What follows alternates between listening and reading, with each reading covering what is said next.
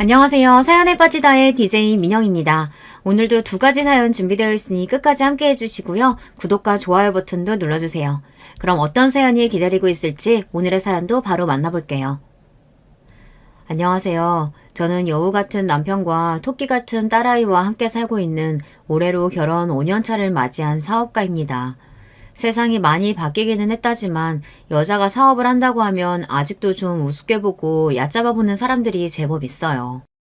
대찬 성격만 믿고 살아온 저는 평생을 그러한 편견에 당차게 맞서며 살아왔습니다. 오늘은 결혼을 준비하면서 겪었던 저에 대한 편견을 이겨냈던 자랑스러운 이야기를 여러분께도 들려드리고 싶네요. 저는 할머니 손에서 자랐습니다. 제게 얼마 남지 않은 제 친부모님에 대한 기억은 썩 아름답지는 않아요. 어린 제 기억 속의 아버지는 늘 술에 취해 계셨고 그런 아버지와 어머니가 항상 다투셨던 모습이 기억납니다. 결국 제가 채 10살이 되기도 전에 어머니는 아버지와 저를 두고 집을 나가셨어요. 그리고는 지금껏 소식이 끊어졌습니다. 어머니가 집을 나가신 지 얼마 되지 않았던 어느 겨울날 아버지께선 술에 취한 채로 혼자 주정을 부리시다가 낙상사고를 당하셨습니다. 꼬박 이틀을 중환자실에서 버티시던 아버지는 결국 자리에서 일어나지 못하고 돌아가셨습니다. 그렇게 저는 고아가 되었어요. 아버지가 돌아가신 후 저는 친할머니 손에 맡겨지게 되었습니다. 할머니는 그리 살가운 분은 아니셨습니다. 괄괄하고 지기 싫어하는 성격 탓에 주위 이웃분들과 갈등을 겪는 일도 잦은 편이셨어요. 그렇지만 자식들 누구의 손도 벌리지 않고 쉬지 않고 부업이며 소일거리로 끊임없이 바쁘게 손을 놀리며 저를 키워주신 생활력 강하신 분이었습니다. 저 역시 자식에게 제대로 된 일을 하는 모습을 한 번도 보여준 적 없었던 술주정뱅이 아버지보다는 정이 없지만 당당하고 생활력 강한 할머니와 함께 사는 편이 훨씬 좋았습니다. 자라면서 용돈은 넉넉지 않았지만 필요한 것들은 늘 군말 없이 준비해 주셨고 다정한 말은 해주시지 않으셨지만 그렇다고 군식구인 저를 구박하는 말씀 또한 하신 적이 없으셨거든요. 그런 할머니의 모습을 보고 배우면서 저도 얼른 커서 제 스스로 돈을 벌고 싶다는 생각을 늘 했던 것 같아요. 저는 또래 친구들에 비해 제 진로를 빨리 잡은 편이었어요. 애초에 저한테 그다지 공부머리가 없는 것 같았습니다. 성적이 그렇게 좋았던 적도 없지만 딱히 공부를 잘하고 싶다는 생각이 들지도 않았습니다. 할머니께서도 제 성적에 그렇게 크게 관심을 두지 않으셨기 때문에 공부와는 자연스레 거리를 두게 되었어요. 제 적성은 베이커리 쪽이었어요. 할머니 집에서는 잘 먹기 힘든 갖가지 색색의 화려한 케이크와 빵들은 늘 제 두 눈을 번쩍 뜨이게 했습니다. 처음에는 그저 맛있는 디저트를 많이 먹고 싶어서 중학생이 되자마자 인근의 베이커리 카페에서 아르바이트를 시작하게 되었습니다. 제가 알바를 했던 베이커리 카페는 제가 자란 소도시에서는 제법 규모가 큰 편이에요. 하루에 만드는 베이커리의 가짓수도 제법 많은 편이었습니다. 처음엔 그저 먹는 게 좋았던 거였지만 제빵사 언니 오빠들의 손에서 다양한 베이커리들이 만들어지는 모습은 마치 마법과도 같았습니다. 제 인생에 공부에 취미를 둘 순간은 영원히 없을 것만 같았는데 관심이 가는 분야는 역시 달라도 다르더군요. 누가 시키지 않았는데도 더 알고 싶은 마음에 제빵사 언니들한테 귀동냥을 들어가며 제과 제빵사 시험 교재를 고르고 학교 수업 시간에도 몰래 책 사이에 베이커리 교본을 끼워보며 꿈을 키워나갔습니다. 당연히 고등학교 진학도 실업계 요리 전문학교로 가닥을 지었어요. 다소 공부를 못하는 친구들도 어지간해선 인문계 고등학교에 진학했던 저희 학교에선 이례적인 일이었습니다. 지금도 약간의 편견이 남아있지만 제가 진학할 때까지만 해도 실업계는 인문계 못 가는 애들이나 가는 곳이라는 편견이 굉장히 강할 때였어요. 저의 실업계 진학 소식에 뒤에서 제 똥통학교 간다더라며 밉살맞게 말하는 애들도 제법 되었지만 저는 콧방귀를 뀌었습니다. 니들 집에서 부모님이 주신 돈 받아가며 학교 다닐 때 나는 내 미래 계획 확실히 세우고 직접 용돈 벌어가며 착착 앞으로 나아가고 있어. 저는 스스로에 대한 자부감에 가득 차 생각했습니다. 평소에 워낙 낱말이라고는 들어먹질 않는 대찬 성격이기도 하고 사실 저런 애들이야 제 인생에 그저 스쳐 지나가는 엑스트라 1, 2 정도일 테니까요. 할머니께선 제가 실업계에 진학하겠다고 말씀을 드려도 별다른 반응이 없으셨어요. 간간히 그래도 애 고등학교까진 인문계로 보내놔야지 하며 훈수를 두는 이웃들에게 자기 인생이야 자기가 알아서 결정할 일이지 쓸데없는 참견들도 많다. 하며 시원하게 호통을 치셨습니다. 제 이 제멋대로인 성정은 할머니에게서 온 것이 틀림없다 생각하면서 저는 착실하게 제빵사로서의 미래를 준비했습니다. 고등학교에 진학하기 전 이미 딸 수 있는 관련 자격증은 모두 따두었고 아르바이트도 계속 병행했습니다. 처음 최저시급에서 시작해 제법 손이 야무지다는 걸 인정받은 후로는 시급도 짭짤하게 쳐주셨거든요. 고등학교에 진학해서부턴 나갈 수 있는 대회란 대회는 다 나가며 수상 경력을 쌓아나가기 시작했어요. 일찍부터 시작한 그간의 제 노력이 헛된 것은 아니었는지 제 나이에 비해 탄탄한 수상 경력을 만들 수 있게 되었습니다. 덕분에 졸업반에서 가장 빨리 가장 좋은 조건을 제시한 호텔 베이커리에 취업할 수 있었습니다. 제 졸업도 하기 전 19살에 시작된 첫 직장 생활은 만만치 않았어요. 하지만 일이 고된 만큼 배우는 것도 많았습니다. 정신없이 바쁘게 돌아가는 하루마다 현장에서 직접 몸으로 경험하며 얻은 제 나름대로의 노하우를 쌓아가며 역시 프로의 세계는 다르구나 실감했습니다. 바쁜 와중에 저만의 레시피 개발에도 노력을 게을리하지 않았습니다. 제 궁극적인 목표는 제 이름을 건 베이커리를 오픈하는 거였거든요. 아무래도 유학파도 많은 업계이다 보니 고졸 실업계 출신인 제 입장에서는 남들과는 차별화된 레시피와 수상 경력이 앞으로 계획에 도움이 될 터였어요.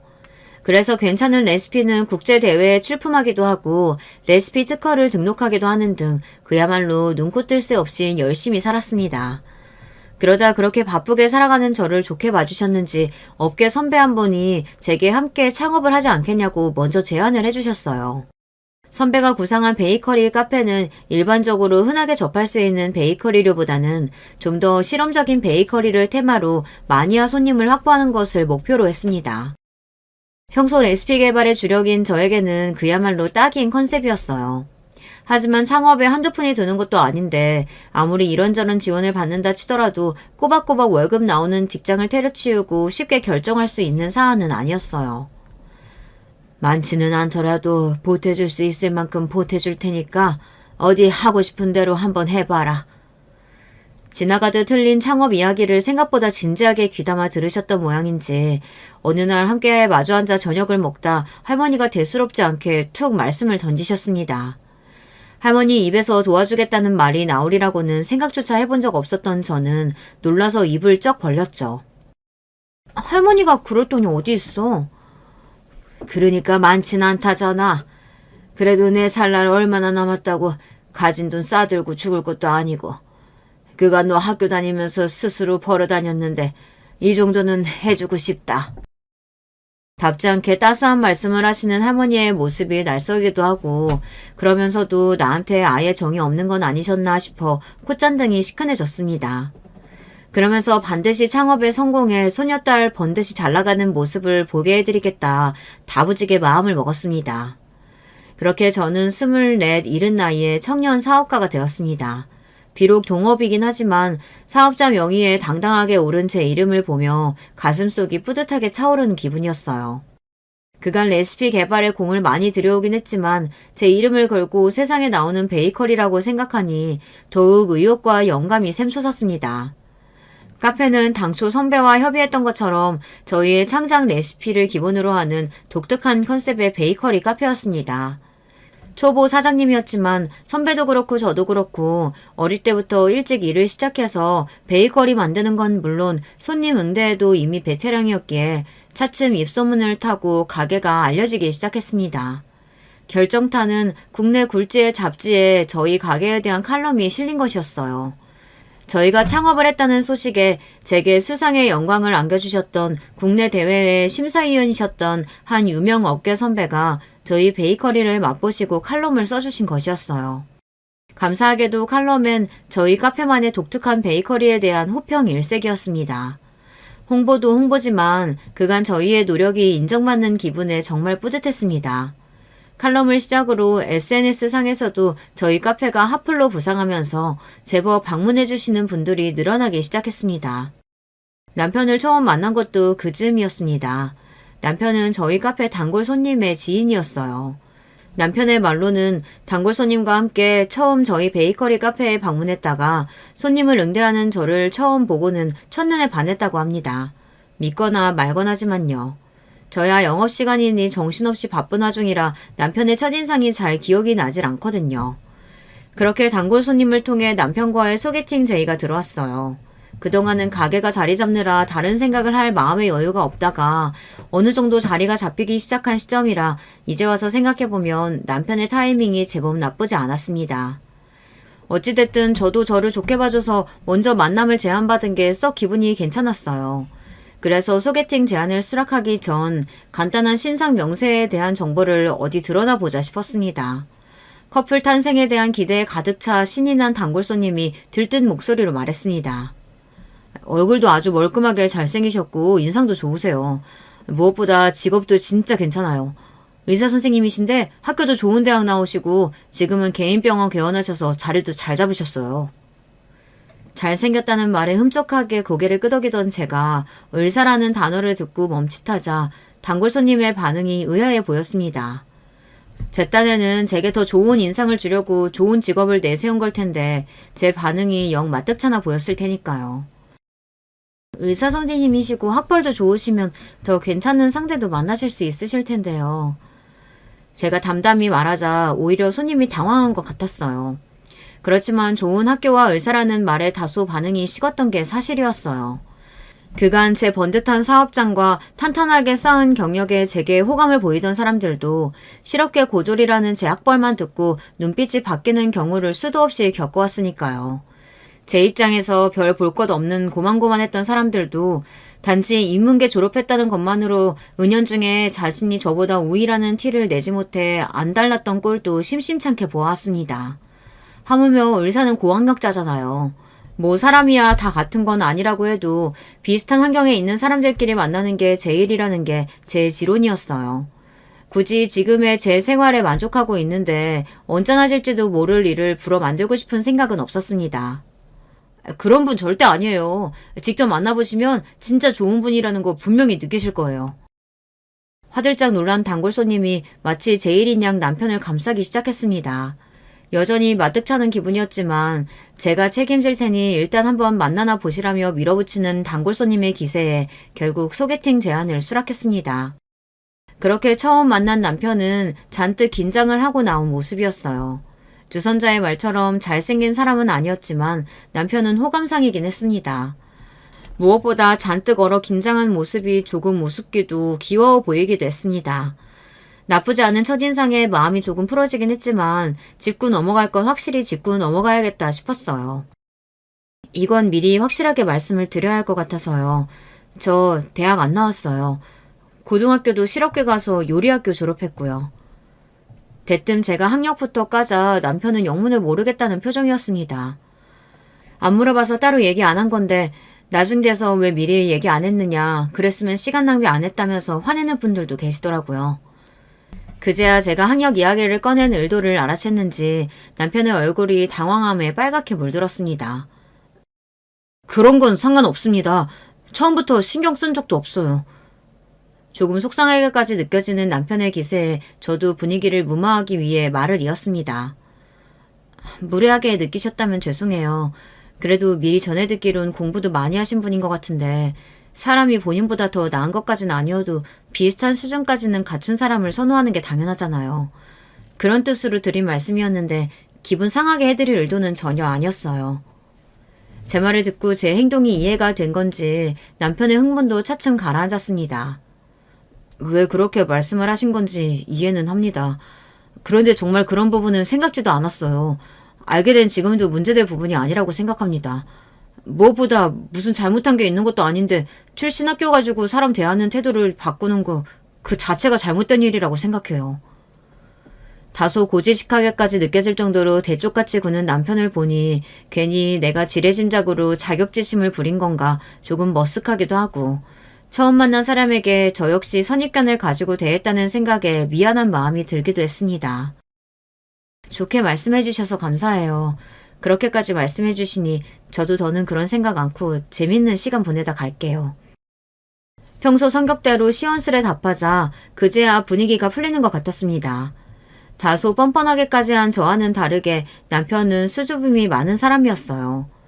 대화는 주로 제가 주도했지만 남편도 한마디라도 더 붙이려고 노력하는 게 보였어요. 그렇게 맛있는 걸 먹으며 이야기를 하다 보니 제가 생각보다 이 시간을 더 즐겁게 보내고 있구나 싶었죠. 매너 있게 차로 저를 집 근처까지 데려다준 남편은 차에서 내려 긴장한 표정으로 말했습니다. 혹시 기회가 있다면 다시 뵐 수 있을까요? 저도 남편을 다시 한번 만나보고 싶었습니다. 그래서 활짝 웃으며 말했죠.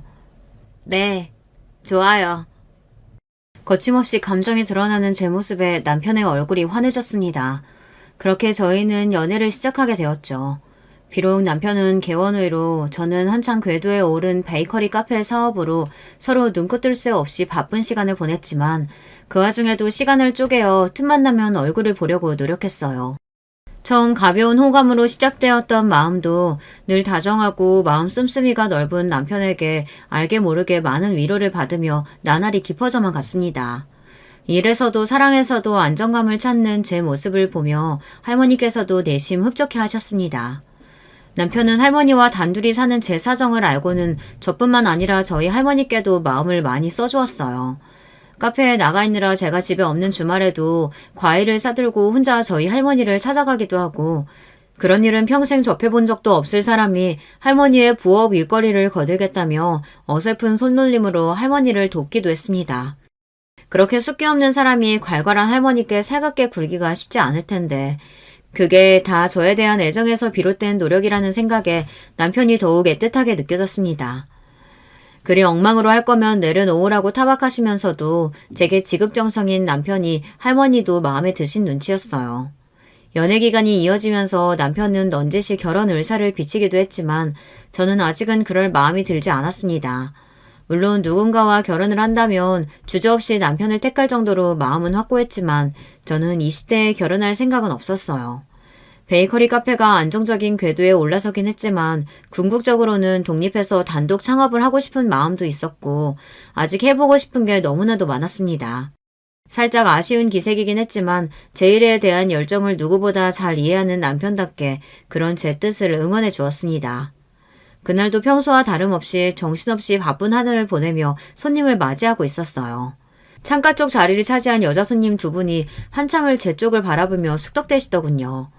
지금까지 일하면서 별의별 사람들을 다 겪어본 터라 처음엔 그냥 그러려니 잡지나 SNS에서 나를 본 적이 있는가 보다 하며 이내 다른 손님들께 응대했습니다. 그렇게 한참을 바쁘게 일하고 몇 시간이 지났을까 무심코 창 쪽을 들여다보니 아까의 그 손님들이 여전히 자리를 지키고 계시더라고요. 저희 카페는 다른 베이커리 카페들과는 달리 식사 메뉴에 주력을 하기보단 베이커리에만 집중하고 있어 포장 손님이 꽤 많은 편이었는데요. SNS용으로 매장에서 드시고 가는 분들도 메뉴 특성상 몇 시간씩 카페에 머무는 경우가 그렇게 많지는 않은 편입니다. 그래서 다른 손님들보다 오래 머무시는 그 두 분들이 눈에 띄지 않기가 더 힘들었어요. 그런 분들에겐 손님 관리 차원에서 한 번이라도 더 응대를 해드리려고 하는 편입니다. 저는 웃는 낯으로 두 손님들에게 다가갔습니다. 안녕하세요. 베이커리는 마음에 드세요? 손님 두 분은 바로 대답하지 않고 저를 위아래로 쓱 훑어보더니 자기들끼리 시선을 주고받았습니다. 나한테 관심이 있어서가 아니라 그냥 진상 타입이신 건가 혹시 귀찮은 일이 생긴 건가 싶었지만 짐짓 더 밝은 표정을 유지하고 있을 때 손님께서 물으셨어요. 이런 가게는 매출이 얼마나 돼요? 아, 이런 곤란한 돌직구라니. 초면에 무례하기 짝이 없는 질문이긴 하나 사실 이런 손님들이 영 없는 편도 아니었기에 웃으며 자연스럽게 질문을 넘겼습니다. 아, 창업에 관심이 많으신가 봐요. 혹시 베이커리 전공하셨나요? 무슨 빵가게 전곡식이나. 작은 소리로 중얼거렸지만 저 기분 상하라고 하는 의도만큼은 제대로 전해졌습니다. 적당히 응대해 보내야겠다 마음먹으며 대화를 마무리 지었습니다. 저희 베이커리 메뉴들은 저희가 직접 고심해서 만든 창작 레시피예요. 여기까지 직접 와주셔서 감사하고 앞으로도 자주 찾아주시면 감사하겠습니다. 사회생활 10년차 짬밥에 저 정도 시비야 이젠 기분 상할 수준도 안 되었습니다. 더 신경을 기울일 새도 없이 손님들이 들어오시는 걸 보며 그날도 바쁘게 하루를 마무리했습니다. 영업 마감 시간에 저를 집으로 데려다 주겠다며 찾아온 남편과 그날 하루의 일과를 도란도란 이야기하다 오늘의 진상 손님에 대해 스치듯 언급했습니다. 사실 영업을 하다 보면 의뢰에 있는 일이다 보니 그냥 한번 웃고 넘어가자 싶어 한 말이었는데 뭔가 꺼림칙한 이야기를 들었다는 남편의 표정에 대번 물었어요. 자기 왜 그래? 아니야. 그냥 별 사람 다 있다 싶어서. 조금 의아했으나 틀린 말도 아니라 생각하며 넘겼습니다. 그렇게 잊혀져 가던 그 두 손님에 대한 화제가 다시 떠오른 건 그로부터 이틀 뒤의 일이었죠. 이걸 자기한테 이야기하는 게 맞나 생각했는데 그래도 당사자 모르게 두는 건 아니다 싶어. 얼마 전 남편의 부모님을 통해 남편에게 선자리가 들어왔다고 합니다. 뭐 그럴 수 있는 일이죠. 딱히 남편이 결혼할 여자라고 데려오는 사람도 없는 데다 직업은 좀 좋나요. 본인이 별 생각이 없어도 선자리를 주선하려는 주변 사람들이 얼마나 많았을지 짐작이 가지 않는 건 아니었습니다. 이번에도 단칼에 선자리를 거절하는 남편이 답답하셨는지 부모님께서 평소보다 끈질기게 선자리에 나설 것을 종용하셨다고 합니다. 무작정 거절만 하기엔 설득력이 부족하다 판단한 남편은 결국 구체적으로 결혼 이야기가 나온 것은 아니지만 결혼하고 싶은 마음이 드는 여자친구가 있다고 실토하고 말았습니다. 숫기 없는 남편의 연애 소식에 부모님 댁은 축제 분위기가 되었습니다. 문제는 그날부터 여자친구 데려오라는 닥달이 시작되었다는 겁니다. 모르셨으면 몰라도 저의 존재를 알게 되셨는데 부모님 입장에서는 제가 얼마나 궁금하셨겠어요. 하지만 예전에 결혼에 대한 주제가 화두에 올랐을 때 이미 제가 결혼에 대한 입장을 분명하게 밝힌 바가 있었기에 남편은 아직은 때가 아니라며 거절 의사를 확실히 했다고 합니다. 상황이 어떤지는 알겠어. 근데 그게 그 손님들하고 무슨 상황인데? 그 두 분, 내 형수님들이셔. 한숨을 푹 쉬며 말하는 남편의 말에 순간 사고가 정지했습니다. 그럼 그날 정말 우리 가게가 목적이 아니라 나를 보러 온 게 맞구나. 그러면서 서로의 첫인상이 썩 좋지 않다는 걸 떠올리자 괜히 마음이 찝찝해졌습니다. 나 궁금해하셔서 자기가 우리 카페 알려드린 거야? 그럴 리가 있겠어. 저와 상의도 없이 일방적으로 이런 일을 만들 사람이 아니긴 했습니다. 남편 부모님들께선 궁금하셨겠지만 성정이 꼭 남편과 같으셔서 남편이 허락하지 않는 일은 독단적으로 진행하지 않으셨다고 합니다. 그래도 답답한 마음이야 있으셨을 테니 막내한테 여자친구가 있다는데 아직 데려올 생각이 없는 모양이다 라며 며느리들에게 토로하셨던 모양이에요. 그때부터 남편에게 두 형수님의 질문 폭탄이 쏟아졌다고 합니다. 도련님, 도대체 뭐하는 아가씨길래 그렇게 꽁꽁 숨긴대요? 숨기긴요. 아직 결혼 이야기가 나오지도 않았는데 무턱대고 상대방 집으로 부르는 건 부담스럽잖아요. 그럼 결혼 이야기 하면 되죠. 도련님 일 빠지는 게 뭐가 있다고. 결혼하자고 하면 웬만한 아가씨들이야 다 좋다고 할 텐데. 그거야 우리 가족들 생각이고요. 상대방 입장도 생각을 해야죠. 형수님들의 협공에 기가 쪽 빨린 남편은 결국 제 직업과 제 베이커리 카페가 위치한 지역에서는 제법 인정을 받고 있는 능력 있는 사람이라며 제 신상의 아주 일부분을 살짝 털어놓았다고 합니다. 그러고는 형수님들의 누그러진 태도에 다행이라 생각하며 바쁜 본인 일상을 사느라 그 일을 까맣게 잊고 있었다고 합니다. 제가 며칠 전 웬 손님들이 대놓고 가게 매상을 물어보더라 라고 말하자 퍼뜩 그 난리가 떠오르기 전까지는요. 내가 확실하게 이야기하질 않았으니 설마 했는데 그 얼마 안 되는 걸 가지고 이리저리 들쑤셔서 결국 알아내신 모양이야. 미안해. 내가 그냥 그때 아예 응대를 안 했어야 하는데 자기도 모르는 새 이런 일을 겪게 만들었네. 사실 저희 카페가 제법 유명세를 겪었다 보니 단편적인 정보라 할지라도 마음만 먹으면 찾아내는 게 그리 어려운 일도 아니었을 거예요. 딱히 잘못한 것도 없는데 그만 제 앞에서 죄인이 돼버린 남편이 조금 측은하긴 했지만 무려 동서가 될지도 모르는 저와의 첫 대면에서 심상치 않게 진상의 기운을 풍기던 남편의 두 형수님을 떠올리니 이거 일이 귀찮게 될지도 모르겠다는 불길한 예감이 들었습니다. 그리고 또 며칠이 지난 후 형수님 두 분이 다시 저희 카페를 찾아오셨어요. 그러고는 손님들 계산줄을 싸그리 무시하더니 곧장 저에게 직진하시더군요. 도련님한테 얘기 들었다면서요? 새침하게 말하는 큰 형수를 보며 올 것이 왔다 싶었습니다. 그러나 저는 동요하지 않고 말했습니다. 지금 제가 손님 응대 중이라서요. 조금만 기다려 주시겠어요? 뭐? 큰형수가 말을 잇기도 전에 손님이 먼저 치고 들어왔습니다. 업장에서는 손님이 왕이죠. 저는 웃는 낯으로 마저 능숙하게 손님을 응대했습니다. 두 형수는 괘씸하다는 얼굴로 저를 쳐다보았지만 애초에 남의 귀한 업장에서 무례하게 군 건 저쪽이 먼저죠. 저한텐 저의 평생 자부심을 다 쏟아부은 곳인데 아무리 미래에 손이 동서가 될지도 모르는 사람들이라 해도 저런 식의 무례를 저 자세로 다 받아줄 생각은 눈꼽만치도 없었습니다. 부딪힐 거면 차라리 빨리 부딪히는 게 낫다 생각하며 불어 계산줄이 다 줄어들 때까지 그쪽으로는 눈길도 주지 않았습니다. 계산을 다 마치고 저는 일부러 더 나긋하고 여유있는 걸음으로 두 사람 앞에 섰습니다. 그리고는 여전히 웃는 낯으로 말했습니다. 제가 지금 일하는 중이라 길게 시간을 빼드리지 못할 것 같아요. 약속 없이 일하는 곳으로 찾아오신 거니 이해하시죠? 대번에 두 사람 낯에 못마땅한 기색이 보였지만 뭐 제 알바인가요. 저는 비교적 손님들이 많이 지나가지 않는 쪽으로 두 사람을 데려갔습니다. 그래서 오늘은 어떻게 오셨을까요? 뭐 못 올 때 왔어요? 아무나 들락거리는 가게인데. 저를 찍어 누르고자 하는 기세가 느껴졌으나 이 정도는 저한테 우스운 수준이었습니다. 온 낯에 은은한 미소를 띄우며 말했습니다. 하실 말씀이 있으시면 듣겠습니다. 제가 일하는 중이라 자리를 오래 비울 수 없어요.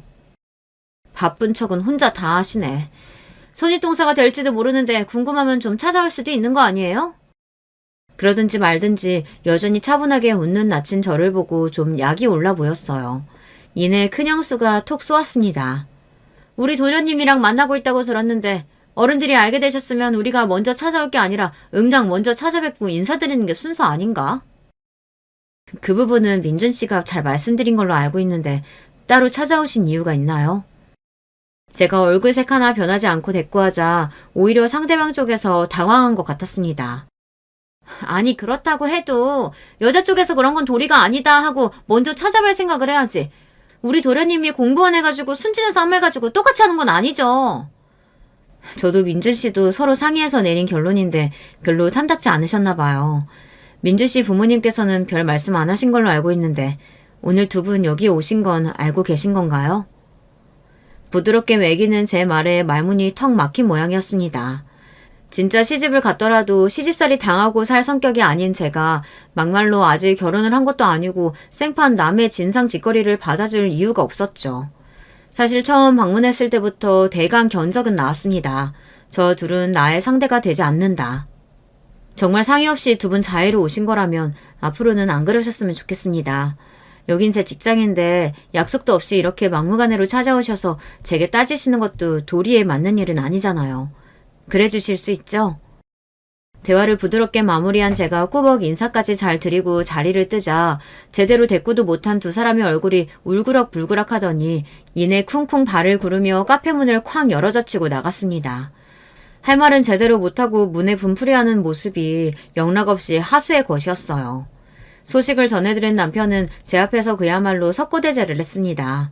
늘 그렇듯 제게 쩔쩔매는 모습이 안쓰럽고 귀엽기도 하고 조금 웃음이 나기도 했지만 단호하게 맺고 끊는 일에 약한 남편의 성정을 생각할 때 이 정도는 해둬야 앞으로 비슷한 문제가 생기더라도 입장 정리를 분명하게 하리라는 계산도 있었습니다. 저는 짐짓 근엄한 말투로 남편에게 선언하듯 말했습니다. 아직 구체적으로 계획된 것도 없긴 하지만 난 자기랑 결혼하게 된다고 하더라도 시댁이라고 무수리처럼 납작 엎드리고 살진 않을 거야. 결혼은 당사자 간에 서로 지지해주고 힘이 되어줄 수 있는 사람들끼리 하는 거지. 나 결혼했다고 당신이랑 당신 식구들이 내 상전이 되는 건 아니잖아. 그렇게 사는 게 결혼이라면 난 평생 결혼할 생각 없어. 무술이라니 내가 받들어 모시고 살아도 모자란데. 남편은 제 형사들에게 당한 수모로 행여나 제가 남편에게 정이라도 떨어지진 않을까 전전긍긍하는 모습이었습니다.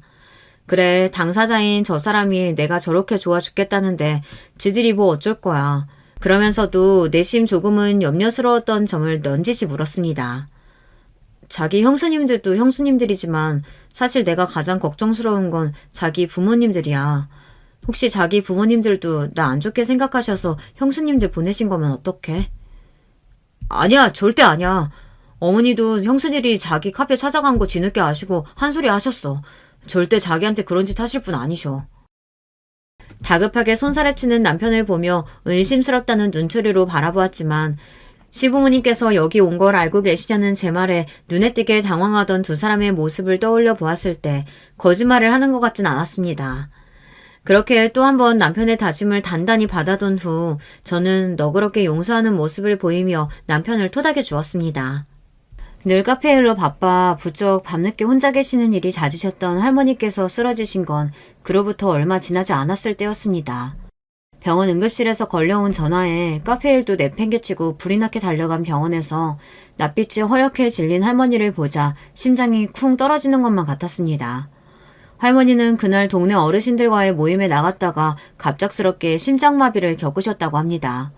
그나마 처치가 빨라 목숨을 건지셨다는 의료진의 설명에 하필 그날 모임이 없어 손녀도 없는 집에 혼자 계신 할머니께서 심장마비를 겪으셨다면 어찌 되었을지 눈앞이 아찔해졌습니다.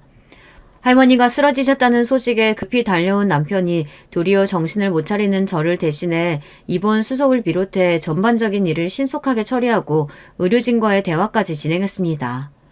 이럴 때 가까운 사람이 의사인 게 정말 의지가 많이 되더라고요. 무엇보다 자신의 일보다 더 저와 할머니를 신경 써주는 남편이 정말 든든했습니다. 할머니가 입원하신 지 며칠이 지나고 점차 상태가 안정되어 갈 즈음 남편의 부모님께서 병문 안으로 오셨습니다. 저도 할머니와도 첫 대면이었죠. 시부모님께선 점잖고 사려 깊게 할머니의 쾌유를 비시고는 너무 오래 머무르지 않고 병원을 나서셨습니다. 병실 밖으로 배웅을 나온 제 손을 꼭 잡고는 시어머니께서 말씀하셨어요. 아가씨 입장에서 당황스러울 수 있다고 생각하면서도 모르면 모를까 키워주신 할머니께서 쓰러지신 걸 아는데도 찾아뵙지 않은 건 도리가 아니다 싶어 염치불구하고 왔어요. 할머니께서 혼자 힘으로 잘 키워주셨다고 들었는데 저리 쓰러지셨으니 그 마음이 오죽하겠어요. 정신없겠지만 그럴수록 환자 보호자가 더 제 몸 잘 챙겨야 돼요. 몸에 좋은 거 든든하게 챙겨 먹고 기운 내요. 하시며 남편을 통해 용돈까지 보내주셨습니다. 송구함에 손을 내젓는 제게 밥 한 끼 못 먹고 가는 내 마음이 쓰여서 그런다 말씀하시는 시부모님께 그간의 마음고생이 다 위로받는 기분이었습니다. 남편이 저렇게 따스한 사람으로 자랄 수 있었던 게 다 부모님 덕분이었구나 하는 마음에 가슴이 따뜻해졌습니다. 너 지금도 영 결혼 생각은 없냐? 시부모님이 돌아가신 후 대뜸 할머니께서 묻는 말씀에 저도 생각이 많아졌습니다. 저도 모르는 새 형수들이 그랬던 것처럼 시부모님께도 환영받지 못할까봐 내심 많이 위축되어 있었나 봐요. 막상 만나뵈니 어렸을 적 떠나보낸 제 부모와는 비교도 되지 않을 정도로 다정했던 두 분의 모습에 눈 녹듯 마음이 녹는 것 같았습니다. 참 괜찮은 양반들이시더라. 민준이가 누굴 닮았는지 알겠어. 저도 고개를 끄덕였습니다. 하나뿐인 가족인 할머니의 약한 모습을 보고 나니 저도 마음이 더 약해지는 것 같았어요. 그간 제게 한결같이 힘이 되어준 남편에게도 애틋한 마음이 더욱 커졌습니다. 한번 결심이 서니 이 마음을 어서 남편에게 전하고 싶었습니다. 너 몸보신 안 시키면 내가 어머니께 혼난다며 성화를 부리는 통에 간만에 병원 밖에서 저녁을 먹다 대뜸 제가 말했습니다. 자기 아직도 나랑 결혼이 하고 싶어? 자기 앞에 뚝배기에서 갈비살을 발라다 제 앞접시로 올리던 남편의 두 눈이 동그래졌습니다. 그런 남편을 보며 씩 웃는 제 모습에 세상 빛을 다 머금은 듯 남편의 얼굴이 순식간에 환하게 빛났습니다. 결혼 준비는 남편의 주도하에 그야말로 불도저처럼 진행되었습니다. 아직 할머니도 완전히 몸을 추스르지 못하셨고 가뜩이나 바쁜 카페 일에 할머니 병간호까지 정신 차릴 새가 없던 제게 남편은 넌 아무것도 신경 안 써도 된다며 싱글벙글 웃었습니다. 제 앞에서는 네 꿈을 이룰 때까지 기다릴 수 있다며 내숭만만이던 이 남자, 결혼하고 싶은 마음이 굴뚝이었던 모양이었습니다. 남편의 부모님들께서도 결혼을 반기셨어요. 남편이 결혼하고 싶은 여자가 있다고 선언한 그 순간부터 막내 며느리 볼 생각에 설레하셨던 두 분이셨으니까요. 저희 할머니야 먼저 결혼 이야기를 꺼냈으니 더 말할 것도 없었습니다. 단지 마음에 걸리는 건 제게 호의적이지 않았던 두 예비 손이 동서들이었어요. 자기 결혼한다니까 형수님들이 뭐라고 안 해? 결혼은 내가 하는 건데 두 분이 뭐라고 하실 일이 뭐가 있어. 형님들은 뭐라고 하셔? 형수님들이 나 별로 안 좋아하는 거 아실 거 아니야. 형들이 뭐라고 하겠어. 형수님이 자기 안 좋게 이야기하려고 해도 자기 결혼도 아닌데 쓸데없이 내 결혼에 입대지 말고 잠자코 있으라고 형수님들한테 한마디 하시더라. 그 정도만 되어도 제 입장에선 충분했습니다. 모든 사람이 다 좋을 순 없는 거고 먼저 나를 건드리는 것만 아니면 부로 스트레스를 받아가며 크게 신경 쓰고 싶지도 않았어요. 그렇게 결혼 준비는 단계적으로 착착 준비되어 갔습니다. 예비 손윗동서들이 따로 저를 찾은 건 결혼이 한 달도 채 남지 않은 시점이었습니다. 이번에도 역시 저와 사전 약속 같은 건 잡은 적이 없었어요. 갑작스레 저희 베이커리 카페에 들이닥친 두 사람을 보며 오늘 하루가 피곤해지겠구나 직감했습니다. 이제 와서 갑자기 제가 마음에 들을 테도 없을 테니까요. 너 당장 우리 도련님이랑 파혼해. 카페 안 모든 손님들의 시선이 동서들과 제게 꽂혔습니다. 딱 봐도 저희들이 저를 이겨먹을 수 있을 것 같지 않으니 이제 아예 결혼의 회방을 놓아야겠다 마음을 먹은 모양이었어요. 너 고아라며? 뻔뻔한 낯짝으로 실실대길래 진작에 알아봤지만 본드 없이 자라서 그렇게 막대 먹은 거야? 주제의 의사 남편 잡을 생각하니까 눈앞에 뵈는 게 없던? 저게 미쳤구나 싶었습니다. 감히 가족을 건드려. 저는 분노한 감정을 숨기지도 않고 쏘아붙였습니다. 미치셨어요? 여기가 어디라고 남의 사업장에서 몰상식하게 이게 무슨 짓입니까? 당장 나가요. 그러자 지지 않겠다는 듯 옆에 서 있던 작은 농서가 옆에 놓여있던 베이커리 트레이를 퍽 치며 바닥에 엎어뜨리고는 소리를 질렀어요. 카페 사장이라고 그리 유세를 부리길래 다 자기 건가 했더니 그것도 아니라며? 네가 벌면 얼마나 번다고 배운 것도 없는 게 기고만장해서 까불어 까불긴. 야, 나랑 형님 다 강남 8학군 출신이야. 너 같은 실업계 고졸 출신이랑 어울릴 군번이 되는 줄 알아? 진짜 기가 막혀서 참나. 아, 그렇게 잘 배워서 이렇게 무직한 짓을 창피한 줄도 모르고 저지르는 걸까요?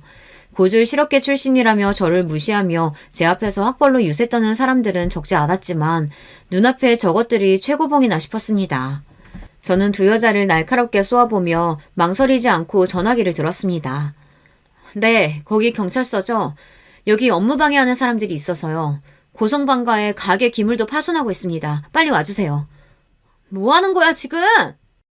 제가 곧바로 경찰에 신고할 줄은 몰랐던지 큰 동서가 당황하며 제게서 전화기를 빼앗으려 들었지만 소란에 곧장 제게 달려온 동업자 선배 언니에게 금세 저지당했습니다.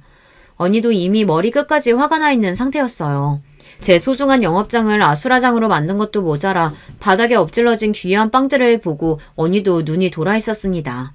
저희 카페 베이커리는 저희 두 사람의 자부심 그 자체였어요. 저도 언니도 차라리 저희가 다치면 몰라도 이런 모욕을 참을 사람들이 아니었습니다. 상황이 이렇게까지 커질 줄은 짐작하지 못했던 두 동서들은 웅성대며 쏟아대는 시선들이 늘어가자 식은땀을 흘리기 시작했습니다.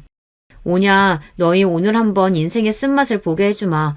다부지게 마음먹은 저는 절대 봐주지 마라 소리치는 선배 언니의 응원을 뒤로하고 곧 도착한 경찰들과 함께 동서들과 경찰서로 향했습니다.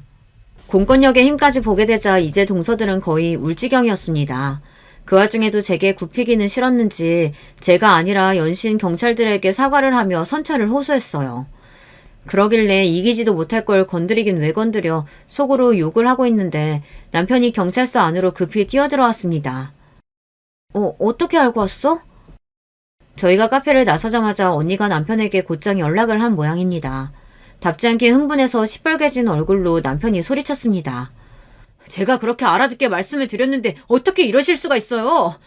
이 사람이나 저는 물론이고 저희 부모님까지 무시하는 게 아니면 어떻게 이런 짓을 합니까? 절대 선처 안 해드릴 테니까 그렇게 아세요. 이 사람이 봐달라고 해도 제가 절대 용서 못합니다.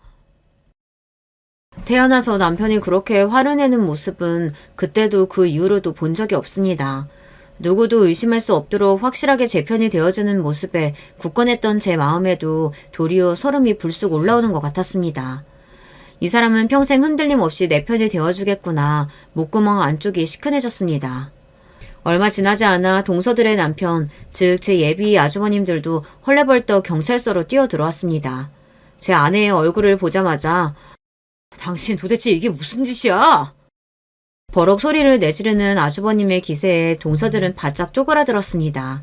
그래도 제 남편이랍시고 여보 하며 우는 소리를 내는 꼴이 우습기 짝이 없었습니다. 망신도 세상 이런 망신이 없다며 타박하던 아주버님들은 이내 저와 제 남편의 눈치를 보기 시작했습니다. 재수 씨한테는 정말 면목이 없습니다. 막내 너한테도 일이 이렇게 돼서 정말 미안하다. 우리가 처신을 잘했어야 하는데. 이 사람들이 100번 잘못했지만 그래도 곧 가족 될 사람들인데 부디 너그러운 아량으로 한 번만 봐줄 순 없을까? 은근슬쩍 선처를 호소하는 아주버님께 남편은 나랑 인연 끊을 생각 아니면 더는 말 얹지 말라며 단호하게 일갈했습니다. 좀처럼 볼 수 없는 남편의 무서운 기세에 아주버님들도 더는 아무 말도 하지 못했습니다. 뒤늦게 사건의 전말을 알게 된 시부모님께서는 경악하셨어요. 그야말로 제 앞에서 죄인이 되어버리셨죠. 자신들이 하신 일도 아닌데 예비 며느리 앞에서 몸둘 바를 몰라 하시는 부모님이 안쓰러워 보이기도 했습니다. 자신들이 덕이 부족해 이런 일을 겪게 했다는 시부모님의 숙인 허리를 일으켜드리며 일이 이렇게 된 건 저도 유감스럽다는 생각이 들었습니다. 처음에는 은근히 봐주길 바라는 눈치시던 아주버님들께서도 제 부인들 때문에 예비 며느리 앞에 죄인이 되어버린 부모님의 모습에 다시금 화가 치솟으셨는지 사과와 함께 저희 뜻대로 하라고 말씀하셨습니다. 결론적으로 저는 고소를 취하지 않았습니다. 가족이라서 봐줘야 하는 건 아니니까요. 애초에 저들은 저와 가족이 될 마음이 눈꼽만치도 없는걸요. 제가 일부러 그런 것도 아니고 자기들이 저지른 만큼은 제대로 벌을 받았으면 하는 마음이었습니다.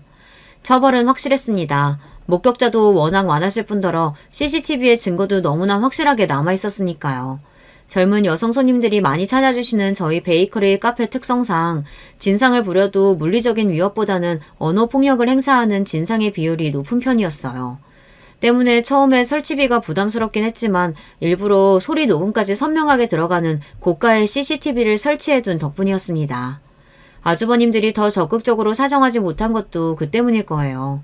제 부인들의 추태가 CCTV 영상 안에 너무나 적나라하게 박제되어 있으니까요. 시작부터 제게 흠이 제대로 잡히고 들어가서 그런지 결혼 이후 두 손윗동서들은 제 앞에서 찍소리도 하지 못했습니다. 가족들 모두에게 비난이란 비난은 배가 부를 정도로 먹어나서인지 영 기를 펴지 못하는 모습에도 그다지 불쌍하다는 생각이 들지 않는 걸 보면 저도 참 보통 성격은 아닌 모양입니다. 결혼 후에도 저는 꿈을 이루고자 하는 노력을 게을리하지 않은 끝에 독립해서 저 혼자 단독 대표인 사업체를 새로 꾸렸습니다. 절대로 결혼이 네 꿈을 이루는데 발목 잡히게 하지 않겠다 신승당부하던 다짐처럼 남편은 제가 새 사업을 시작하는데 전폭적인 지원을 아끼지 않았습니다. 그간 제 뼈와 살을 갈아가며 준비해온 회심의 새 레시피와 이미 얻은 유명세가 가게의 번창에 큰 도움을 주며 저는 독립 5년 만에 분점 2군데를 포함해 총 3곳의 베이커리 카페 사업장의 어엿한 대표로 성장했습니다. 선배 언니와 단 둘이서 제빵을 했던 이전과 달리 전문 파티셰도 여러 고용하며 제 생활에도 드디어 숨 돌릴 여유가 조금은 생겨났어요.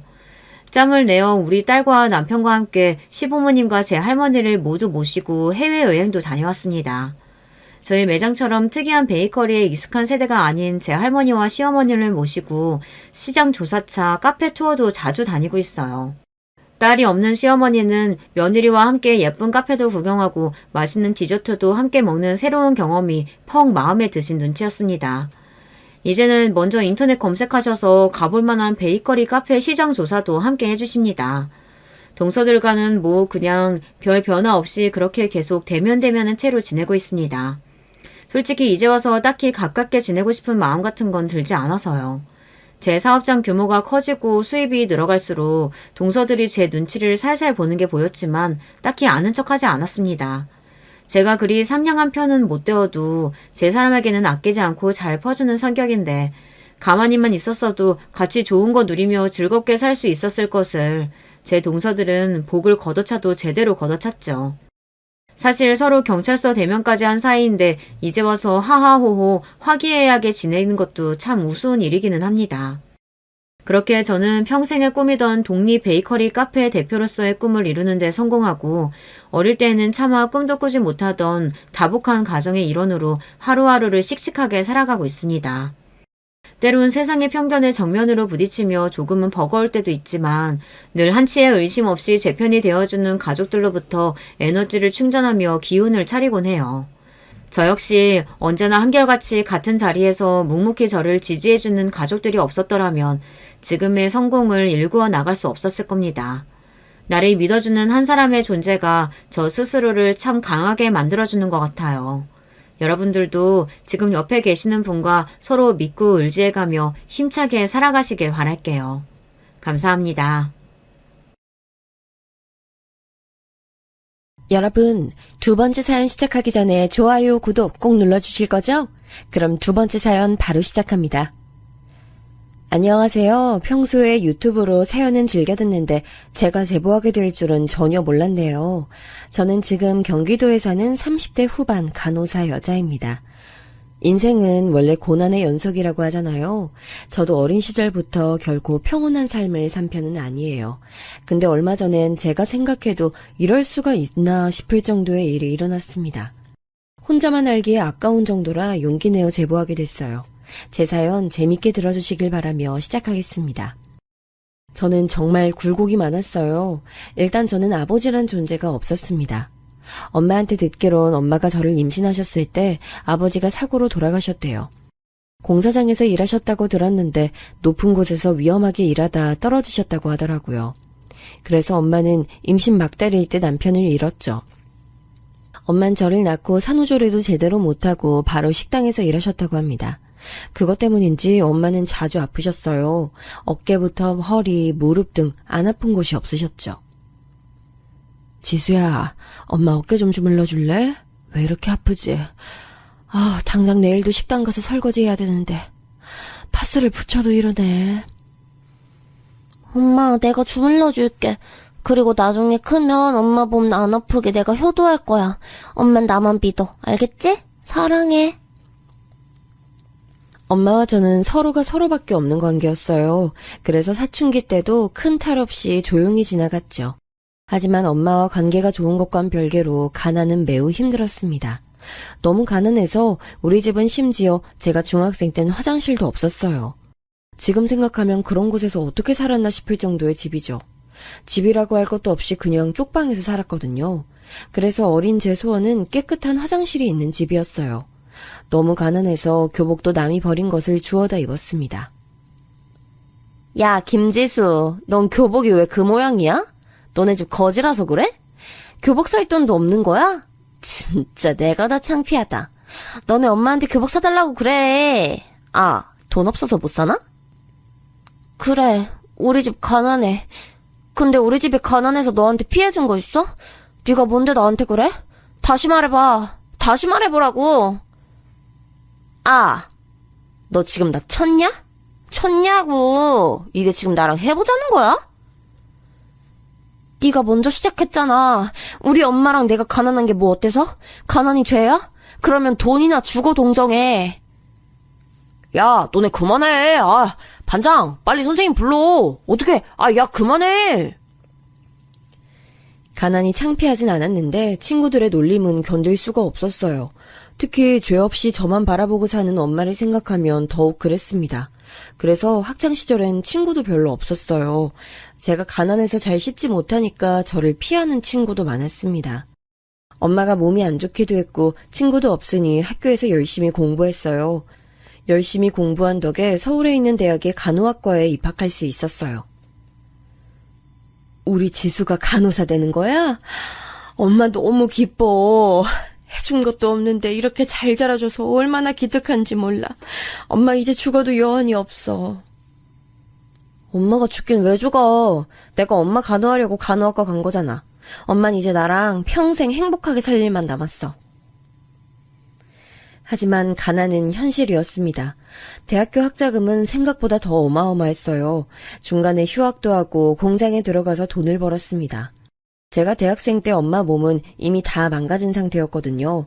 엄마는 몸을 써서 돈을 벌 수 있는 상태가 아니었습니다. 성인 될 때까지 엄마가 저를 키우셨으니 제가 갚을 차례였죠. 그래서 방학과 휴학 기간에 돈을 악착같이 벌었죠. 그걸로 등록금도 내고 엄마와 사는 생활비도 충당했고요. 그렇게 대학을 졸업했고 저는 마침내 간호사가 됐어요.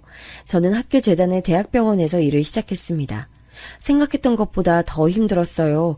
하지만 그만둘 수 없었습니다. 직원 복지로 엄마의 진료도 쉽게 받을 수 있었고 돈도 많았으니까요.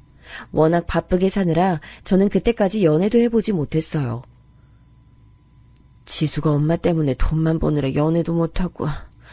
미안해서 어떡해.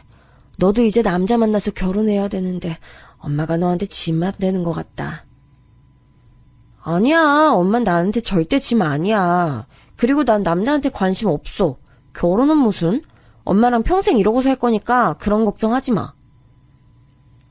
실제로 저는 남자에게 관심이 없었어요. 친구도 없는데 무슨 연애를 하겠어요. 그런데 이런 저에게도 사랑이 찾아왔습니다. 안녕하세요, 김 간호사님. 혹시 아까 허리 안 좋다고 하셨던 환자분 못 보셨어요? 내일 수술이라 지금 할 말이 있어서요. 아, 그분 지금 잠깐 화장실 가신 것 같은데 잠시만요. 제가 금방 불러올게요. 일하며 마주쳤던 의사가 있었어요. 키도 크고 훤칠해서 잘생겼다고 생각했었죠. 하지만 그건 그 사람과 연애하고 싶은 마음은 아니었습니다. 그런데 그 의사는 어느 순간부터 저를 많이 찾아왔어요. 처음엔 굳이 왜 병동까지 와서 저러는지 궁금했는데 나중에 동료들이 알려줬습니다. 그 의사가 저를 짝사랑하고 있다 하더라고요. 처음 겪는 일이라 대수롭지 않게 넘겼습니다. 사실 별로 관심이 있지도 않았어요. 김 간호사님, 퇴근하세요. 제가 집까지 차로 모셔다 드릴까요? 저 차 있어서 제 차 타고 가시면 돼요. 저도 곧 퇴근하니까 5분만 병원 정문 앞에서 기다려주세요. 아니요, 괜찮아요. 저 버스 타고 가면 금방이라서요. 먼저 들어가겠습니다. 나중엔 노골적으로 마음을 표현하는 의사가 부담스러웠어요. 그래서 명백히 보이는 호의를 일부러 무시하곤 했습니다. 응급실에서 일하는 의사는 본인 일이 매우 바빴어요. 그런데도 시간을 내어 저를 보러 오고 맛있는 간식도 사다 줬습니다. 그러던 어느 날이었어요. 김간, 응급실에서 연락 왔는데? 자기 어머님 응급실에 계신가 봐. 얼른 내려가. 여긴 걱정하지 말고. 제가 일하던 어느 날 엄마가 허리를 삐끗하셔서 응급실에 오셨어요. 너무 놀라서 계단을 뛰어 1층에 있던 응급실로 뛰어갔습니다. 응급실에 갔더니 엄마는 누워 계셨어요. 엄마, 괜찮아? 이게 무슨 일이야? 어쩌다 이런 거야? 많이 아파? 어떡해. 나 진짜 너무 놀랐어. 지수야, 미안해. 내가 너 걱정시키고. 엄마가 시장에 가려다가 계단에서 굴렀지 뭐야. 그래도 저 의사가 엄마 친절하게 봐주고 이 빵도 줬어. 사람이 너무 좋더라. 너랑 친한 동료라고 하던데. 엄마 말을 듣고 의아했어요. 저는 딱히 친한 동료가 없었거든요. 간호사도 아니고 게다가 의사면 더욱 없었죠. 그래서 엄마 시선을 따라 고개를 돌렸더니 제게 적극적으로 구애하던 그 의사가 보였습니다. 엄마 말대로 그 의사는 엄마한테 지극정성으로 대해줬어요. 친절한 설명과 함께 굳이 하지 않아도 되는 처치까지 다 해줬습니다. 이 사건을 계기로 저는 완전히 마음이 열렸죠. 그리고 그 사람과 저는 4년을 연애했습니다. 연애는 즐거웠는데 문제는 결혼이었어요. 남자는 집안이 의사 집안이었습니다. 대대로 돈이 많았고 시아버지가 될 사람도 의사였어요. 그 사실을 알고 저는 남자에게 헤어지자고 했습니다. 아니, 난 절대 못 헤어져. 우리가 서로 사랑하는데 뭐가 문제야? 부모님은 내가 잘 설득할게. 당신도 마음 굳게 먹어. 이 고난이 끝나면 우린 행복할 거야. 그 말을 믿고 예비시댁에 인사를 간 첫날 저는 문전박대를 당했습니다. 아예 굳게 닫힌 대문을 통과하지 못했어요. 당장 다시 가. 여기가 어디라고? 우리는 의사 검사 아니면 며느리로 못 들인다고 했지. 게다가 집안까지 별로잖아. 우리 집이 무슨 자선사업가니? 당장 꺼져! 시어머니의 앙칼진 목소리에 저는 기가 죽었어요. 그래도 인사 간다고 백화점에서 꽃과 선물을 샀었거든요. 그걸 전해주지도 못했습니다. 남자는 연신 제게 미안하다고 사과했어요. 하지만 시부모님의 반대는 점점 심해졌습니다. 반면 우리 엄마는 의사 사위가 들어온다고 매우 좋아하셨죠. 아가씨, 남편 될 사람 의사라며? 엄마가 하도 말해서 이제 외웠잖아. 너무 부러워. 나도 의사 사위 있으면 얼마나 좋을까? 엄마가 요즘 그래서 입이 귀에 걸렸더라. 여기저기 자랑하느라 동네에서는 이미 저는 의사 남편을 둔 아내가 되어 있었어요. 무엇보다 엄마가 너무 좋아하셨습니다. 실제로 엄마는 그때 무릎이 매우 안 좋으셨어요. 그걸 남편이 매주 찾아뵈며 진료해줬죠. 몸에 좋은 영양제도 사왔으니 엄마는 당연히 결혼식 날짜만 손꼽아 기다리셨습니다. 반면 시댁의 반대는 너무 심했어요. 급기야 시어머니는 제가 일하는 병동까지 찾아오셨습니다. 우리 아들 내가 귀하게 키웠어. 외동아들이라 얼마나 애지중지 키우는데 너 같은 년이 우리 아들을 탐내? 양심이 있어 없어? 최소한 그런 부자라도 되든가. 어디서 그지가 우리 집에 시집 온다고 난리야? 시어머니는 남들이 쳐다봐도 신경도 쓰지 않으셨어요. 오히려 나중엔 제 머리채까지 잡으셨습니다. 어머 김관 괜찮아? 아줌마 이거 놓으세요. 왜 이러세요? 계속 이러시면 경찰 부릴 거예요? 엄마, 병원까지 와서 왜 이러는 거예요? 동네 창피해서 나도 못 살겠어요. 남편까지 응급실에서 올라올 정도였죠. 하지만 놀랍게도 이렇게 극심한 반대에도 저희는 결국 결혼하게 됐습니다. 이유는 바로 제가 남편의 아이를 가지게 됐거든요. 지우라고. 애 지우는 게 뭐 그리 어려워. 지우면 되잖아. 엄마, 제발 그만하세요. 아버지는 이제 허락도 하셨잖아요. 의사나 검사가 아니라도 지수 간호사예요. 간호사면 멍청한 사람도 아닌데 왜 자꾸 그러세요? 남편이 아무리 시어머니를 막아도 시어머니는 끝까지 반대하셨어요. 다행히 시아버지가 남편 편을 들어주셨습니다. 시아버지는 제 편은 아니었어도 아들을 끔찍히 생각하셨어요. 나중에 남편에게 당신 병원을 물려줄 생각이었죠. 저는 시어머니의 행패와 제 임신 때문에 결국 병원을 퇴사하게 됐습니다. 시아버지는 저와 남편이 시댁에서 사는 것을 전제로 결혼을 허락하셨어요. 덕분에 저는 결혼하고 아이를 낳을 때까지 친정엄마를 아예 볼 수가 없었습니다. 뭐?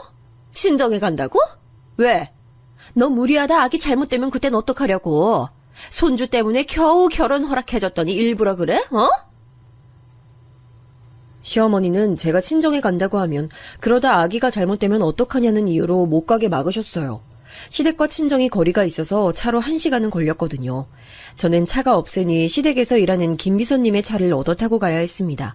하지만 시어머니가 대놓고 못 가게 하니 방법이 없었죠. 남편은 일하느라 바빴고 택시는 돈이 없어 탈 수가 없었습니다. 혹시 몰라 그동안 모아놓은 돈은 다 엄마를 주고 왔거든요. 괜찮아. 시댁에서 마음 편하게 출산 날짜 기다리자. 그래도 우리 딸 목소리 들으니까 기쁘다. 정서방은 여전히 잘해주지? 남편이야 늘 잘하지. 아기 낳으면 엄마 보러 갈게. 몸 아프면 언제든지 전화하고 약 잘 챙겨 먹어. 혹시라도 어디 이상한 것 같으면 연락하고. 알겠지? 그래, 알겠어. 안 그래도 정서방이 연락도 자주 하고 찾아와서 엄마가 마음이 놓여. 우리 딸이 결혼 하나는 진짜 잘했어. 남편이 엄마를 찾아갔어? 그건 몰랐네. 무튼 알겠어. 엄마, 나 이만 끊을게. 몸 건강히 잘 챙겨. 저는 겨우 전화로 엄마와 연락하며 출산을 손꼽아 기다렸죠. 사실 남편과 저는 결혼식도 올리지 못했어요. 급하게 결혼하느라 엄마와 시부모님 얼굴을 겨우 2번 본 게 전부였습니다. 그래서 우리 엄마는 시어머니가 저를 심하게 반대하는진 모르고 계셨어요. 시부모님이 결혼을 쉽게 허락하지 않았다는 건 알지만 남편이 엄마에게 매우 잘했거든요. 심지어 저도 몰랐는데 결혼하고 저 몰래 엄마를 챙기기도 했더라고요. 그런 남편만 보고 버텼습니다. 아기 낳으면 그 아기 두고 너는 떠나. 내가 창피해서 결혼식도 못 올렸는데 너 같은 애를 어떻게 내 며느리로 받아? 출산하면 그대로 떠나라. 어머니, 제가 잘할게요. 저 출산하고 다시 취직해서 돈도 벌게요. 그 돈 벌어서 아픈 네 엄마한테 다 가져다 주려고? 내가 그거 모를 줄 알아? 내 아들이 번 돈까지 가져갈 거잖아. 우리 집은 자선사업가가 아니라고 몇 번을 말해. 아기 낳고 번 돈은 어머님도 드릴게요. 제가 진짜 약속해요. 어머님 시키시는 거 제가 다 하고 제사나 명절이나 생신 때도 나서서 챙길게요. 저 너무 미워하지 마세요. 결혼은 현실이야. 집안 대 집안이 엮이는 게 결혼인데 우리 집하고 너희 집하고 엮이면 누가 손해니? 그만하자. 입 아프다. 시어머니는 아기를 낳으면 그 아기를 두고 집을 나가라고 하셨습니다. 시아버지가 손주를 애타게 원하셔서 아기는 꼭 두고 가라고 했죠. 하지만 아기가 소중한 것은 저도 마찬가지였어요. 저는 어릴 때 아버지가 없는 한부모 가정이었잖아요. 그래서 우리 아이는 꼭 부모가 둘 다 있는 온전한 가정에서 자라길 원했습니다. 경제적으로도 정신적으로도 충만한 사랑을 주고 싶었어요. 엄마가 말은 저렇게 해도 막상 아기 나오면 지수 너를 받아들일 거야. 내가 아버지는 설득하는 중이니까 너무 걱정하지 마. 사실 아버지는 이미 널 며느리라고 생각하고 계셔. 그러면 너무 다행이고, 어머님도 시간이 지나면 자연스럽게 나를 받아주시겠지? 난 당신하고 행복한 결혼 생활하고 싶어. 실제로 시아버지는 저를 좋아하진 않으셔도 미워하지도 않으셨어요. 문제는 바로 시어머니였습니다. 아기를 낳자마자 시어머니에게 들은 첫 마디가 아직도 기억이 나요. 너무 생생해서 가끔 꿈에도 나올 정도입니다. 아들 낳아서 대를 이을 생각을 해야지. 딸이 뭐야? 딸이 뭐가 소중해? 너처럼 나중에 남자 꼬셔서 결혼시키는 법이나 알려줘라. 산후조리도 하기 전에 저는 저 말을 듣고 얼마나 울었나 몰라요. 시어머니는 시아버지나 남편이 있으면 저 정도로 막말을 내뱉진 않으세요. 그래서 어느 순간부터 저는 둘이 남게 되면 손을 떨기 시작할 정도로 시어머니가 두려웠습니다. 반면 아기를 낳으니 시아버지는 아들이 아니어도 기뻐하셨어요. 우리 집안에 딸이 귀한데 공주가 찾아왔네. 요즘 여의사도 많다던데 우리 공주도 여자 의사가 되면 볼만하겠어. 하하. 며느리 너도 고생했다. 사돈도 병원으로 불러서 공주 보게 해야지. 아버님, 그럼 엄마 불러도 될까요? 안 그래도 엄마가 아기를 너무 보고 싶어 하세요. 시아버지 덕분에 엄마와 눈물의 상봉을 하기도 했습니다. 남편도 아이가 태어나자 매우 기뻐했어요. 워낙 일이 바쁜 사람인데 시간을 일부러 내서 보러 오기도 했죠. 이렇게 시어머니만 아니면 저는 문제가 없었습니다. 하지만 시어머니는 아기를 낳자 저를 더 괴롭히기 시작하셨어요. 제가 본격적으로 시어머니와 틀어진 계기가 하나 있습니다. 바로 미역국 사건이에요. 친정엄마가 제가 아기를 낳았으니 집에서 미역국을 만들어 오셨어요. 일부러 전라도에서 미역을 배송시켜서 푹 끓인 미역국이었죠. 저는 어릴 때부터 엄마가 만들어준 미역국을 매우 좋아했거든요. 그래서 조리원에서 시댁으로 다시 간 뒤에 전화로 엄마에게 미역국을 부탁했습니다. 엄마 미역국이 제일 맛있어. 집에서 일하시는 파출부 아주머니도 음식 솜씨 좋은데 그래도 나는 역시 엄마 음식이 제일 맛있다. 안 그래도 엄마가 미역국 끓였어. 와서 먹고 시댁에도 좀 가져가. 이번엔 내가 먹어도 파는 것보다 맛있더라. 사실 아기를 낳고 시아버지가 유해져서 시어머니 몰래 혹은 시아버지에게 부탁해서 친정에 갈 수가 있었거든요. 아버님, 저 오늘 엄마가 미역국 끓이셨다 해서 친정에 다녀올게요. 그래, 알겠다. 내가 김미수한테 말할 테니까 차 타고 와. 몇 시에 갈 거야? 일부러 시아버지와 유일하게 얼굴을 볼 수 있는 아침 식사 시간대 얘기를 꺼내곤 했죠. 시어머니는 그럴 때마다 저를 몰래 째려보거나 식탁 밑으로 발을 차기도 했습니다. 하지만 끝까지 모른 척했어요. 저도 시댁에서 살며 생존의 방식을 터득했죠. 그리고 전날 김미선님이 친정에 데려다 주셔서 미역국을 시댁으로 가져오게 됐습니다. 사건은 이때 발생했어요. 여보 왔어? 고생했어. 피곤하지? 우리 엄마가 미역국 만들어줘서 내가 아까 친정 가서 가져왔어. 좀 먹어봐. 아주머니, 제가 가져온 미역국 좀 내주세요. 아이고, 어떡하죠? 미역국이 제가 잠깐 시장 다녀왔더니 없어졌어요. 아우, 죄송해요. 네? 미역국이 없어졌다고요? 아까 제가 저기 위에 두고 갔는데? 사라질 리가 없어요. 작은 그릇도 아니고 꽤 큰 용기였잖아요. 그게 뭐라고 시댁 부엌에서 난리야? 그놈의 미역국 그럼 네가 끓이던가. 혹시 어머님이 미역국 버리셨어요? 아니죠. 그거 엄마가 저 생각해서 끓여주신 건데. 아니죠. 지금 넌 날 의심하는 거야? 며느리가 시어머니를 잡아먹네? 아이고 머리야. 아유 사람 살려. 어머머 사모님 괜찮으세요? 어머 어떡해. 아유 사모님 정신 차리세요. 엄마, 눈 떠보세요. 아, 이게 무슨 일이야? 어머니 갑자기 왜 그러세요? 몇 분 전까진 멀쩡하셨잖아요. 저도 우리 엄마가 저한테 준 미역국 사라져서 너무 속상해요. 정황상 시어머니가 버린 게 분명했습니다. 하지만 제가 한마디 했다고 쓰러지는 시어머니를 보며 기가 차서 말도 나오지 않았어요. 시어머니와 저는 미역국 사건으로 안 그래도 나쁜 사이가 더 틀어졌습니다. 육아 관련해서도 얼마나 부딪혔나 몰라요. 목소리가 우렁찬 게 크게 될 아이 같아요. 나중에 가수에도 잘 어울리고, 성악해도 좋을 것 같아요. 좋게 봐주셔서 감사해요. 생각만 해도 좋은데요. 저는 우리 딸이 나중에 어떤 직업을 가져도 상관없어요. 남편도 본인만 괜찮다면 건물 청소를 해도 좋다고 하더라고요. 어머니 지금 뭐 하시는 거예요? 지금 무슨 말을 하는 거야? 뭐? 청소? 내가 그러라고 너 여기서 살게 하는 줄 알아? 잔말 말고 아들이나 낳을 생각을 해야지. 지금 네 시아버지가 손녀 예뻐한다고 눈에 보이는 게 없어? 그냥 말이 그렇다는 거죠. 그렇다고 사과를 던지시면 어떡해요. 아기도 놀라서 울잖아요.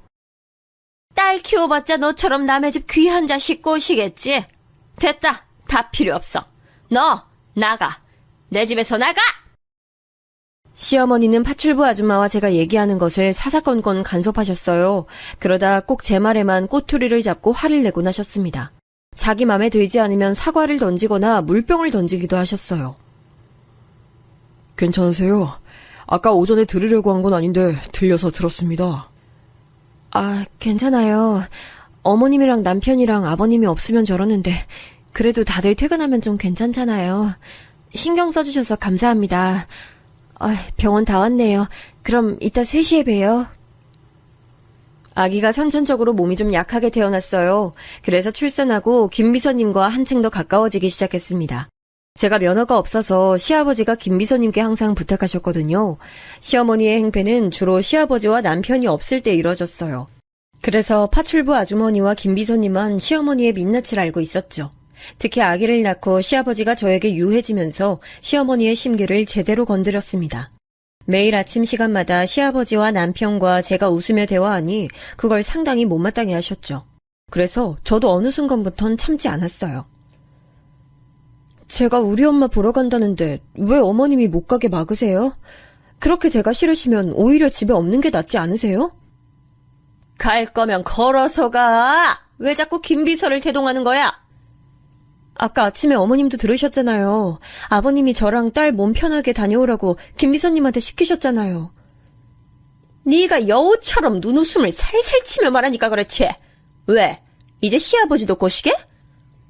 어머니, 말씀이 지나치세요. 아무리 그래도 그건 아니죠. 제가 미운 건 알겠는데 이제 그만하세요. 저 친정 다녀오겠습니다. 어딜 가? 거기 안 서? 당장 서! 김비서! 차 시동 켜지 마!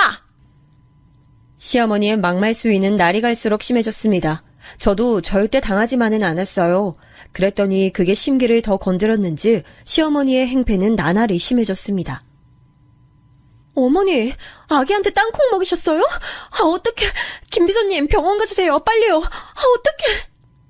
어머, 맞다. 아기 알러지 있지? 내가 깜빡했네. 일부러 그런 건 아니니까 오해하지 마. 어떡해. 김비서님 차 준비됐어요? 남편 병원으로 가주세요. 어떡해. 아기는 땅콩 알러지가 있었어요. 그래서 땅콩을 먹으면 몸이 붓고 빨개졌습니다. 그걸 아는 시어머니는 제가 잠시 한눈을 팔면 아이에게 땅콩을 먹이셨어요. 더는 저도 못 참겠다 싶어서 그날 시어머니와 매우 다퉜어요. 어머님 때문에 우리 아기 잘못되면 어떡하려고요? 도대체 왜 그러세요? 어머님도 이제 저 받아주셨는데 어머님만 그러잖아요. 그냥 다 같이 잘 지내면 되는 거 아닌가요? 우리 아들은 내가 봐둔 검사 여자랑 결혼해야 돼. 그냥 너야말로 곱게 이혼하고 나가면 안 되니? 남편하고 저 사이가 매우 좋아요. 알면서 왜 그러세요? 어머님만 저 받아주시면 되잖아요. 시아버지도 괜찮다고 하시는데 어머님만 지금 그러시는 건데 다른 식구들도 불편해하잖아요. 이제 그만하시고 저랑 겉으로라도 잘 지내봐요. 거지 집안의 간호사 출신은 절대 내 며느리가 될 수 없어. 됐다. 할 말 없다. 시어머니는 또 저와 남편이 사이가 좋은 걸 싫어하셨어요. 원래도 남편에 대한 집착이 컸다고 들었는데 본인 아들을 뺏겼다고 생각하더라고요. 시아버지가 진짜 제가 본 사람 중에 제일 무뚝뚝하거든요. 그런 시아버지가 제가 출산하고 저에게 유해졌으니 더욱 심해졌습니다. 그러다 제 인생에서 큰 사건이 발생했어요. 이 사건이 오늘 제보할 사연의 핵심인데요.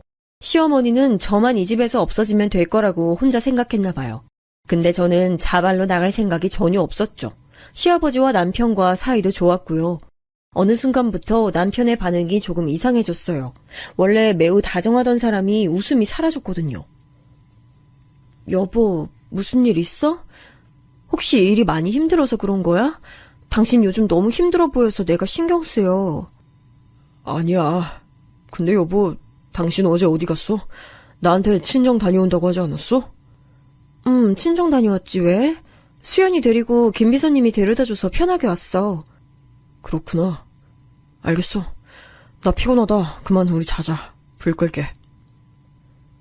남편의 저런 모습이 몇 달간 지속됐어요. 매우 이상하다고 생각했죠. 그러던 어느 날 남편이 제게 조용히 말했습니다. 너무 충격적인 소리에 이명이 들릴 정도였어요. 이혼하자. 나 더는 못 참겠어. 당신 나한테 어떻게 그럴 수가 있어? 난 장모님 아픈 거 일부러 몰래 가서 돕고 그랬어. 근데 당신은 나한테 이렇게 배신을 해? 여보, 지금 그게 무슨 소리야? 나 너무 당황스러워. 내가 배신을 했다고? 당신을? 무슨 말이라도 해봐. 이렇게 갑자기 그러면 내가 뭐라고 말해야 돼? 당신 김비서랑 바람난 거 지금 온 식구가 다 알아. 내가 내 입으로 말해야 돼? 이 끔찍한 사실을? 지금 뭐라고 했어? 내가 바람? 뭐 김비서랑? 지금 무슨 소리를 하는 거야? 당신 뭐 잘못 먹었어? 어디서 이상한 소리를 듣고 나한테 그래? 친정 간다고 하면서 왜 김비서랑 근교 카페를 가? 그리고 김비서 옷에서 왜 당신 향수 냄새가 나는 거야? 내가 이런 말까지 해야 돼? 김비서 차에서 당신 옷까지 나왔어. 증거가 한두 개가 아니야. 저는 너무 놀랐어요. 일단 근교 카페는 김 비서가 갑자기 친정에 가던 날 잠깐 저를 데리고 카페에 갔었어요. 제가 그날도 시어머니와 아침부터 싸워서 혼자 울었거든요. 제가 우는 걸 아니까 김 비서가 기분 전환을 시켜준 줄 알았죠. 그리고 그 시간이 1시간이 된 것도 아니에요. 겨우 5분 앉아있다 출발했습니다. 이렇게 바람 쐬면 머리도 맑아지고 좋아요. 그쵸? 사모님이 성격이 매우 드세도 어떻게 보면 단순하셔서 버티면 괜찮을 거예요. 그렇게 말씀해 주셔서 감사해요. 저희 그럼 이제 일어날까요?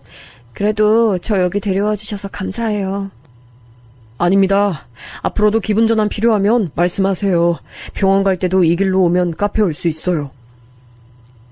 김비서 옷에서 나는 향수 냄새와 차에서 발견된 제 옷은 저는 금시초문이었습니다. 김비서와 전혀 접촉해 본 적이 전혀 없거든요.